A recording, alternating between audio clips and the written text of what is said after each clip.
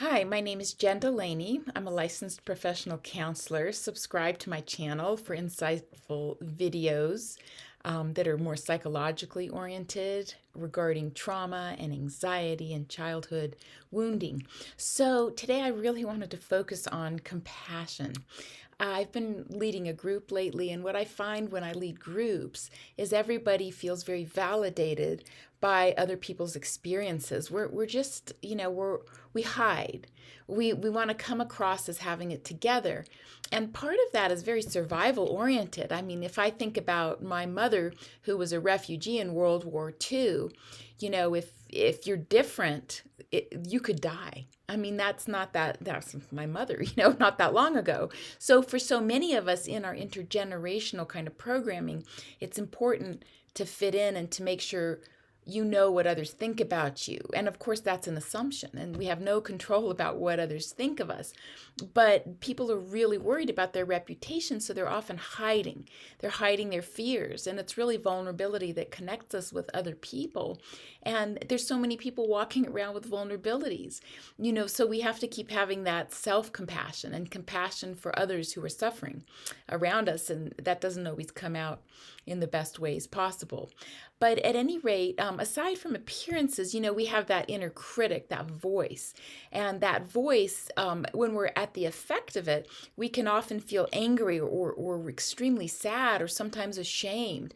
But, I've been reading Richard Schwartz created internal family systems, and he has a new book called No Bad Parts. And he talks about how blended we are with our inner critic, with all these different parts of us. We're very blended. So if we can begin to unblend, to externalize those parts, so when that critic is coming at you, if you can have a curiosity, because it's often coming at you again based in that intergenerational, how do you fit in? Do you fit in? Are people going to accept you?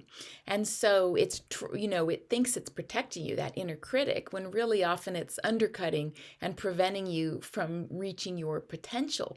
So when you can be curious about that voice and ask it some questions, journal about it. And what's the worst thing that could happen if you're not running the show, voice?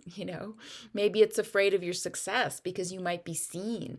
You might become visible. You might be insulted or torn down, or to keep you hidden is kind of the goal of that voice. But then you aren't able to meet your potential.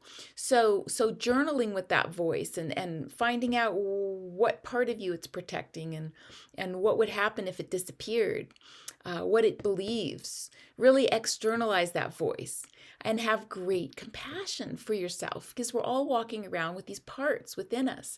Our mind might know, gosh, I'm really capable, but that voice might be saying, no, you don't know what you're doing. People are going to find out you don't know. So it's important to be having a dialogue with that voice.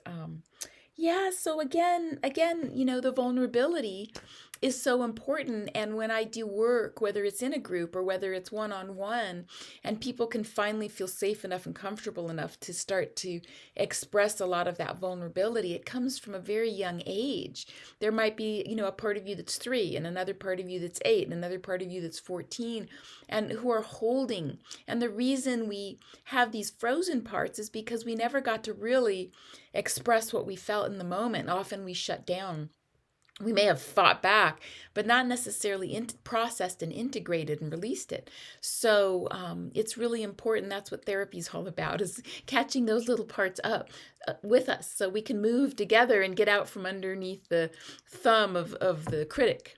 So have great compassion for yourself today, and take good care. And thank you for tuning in. I hope you'll subscribe to my channel.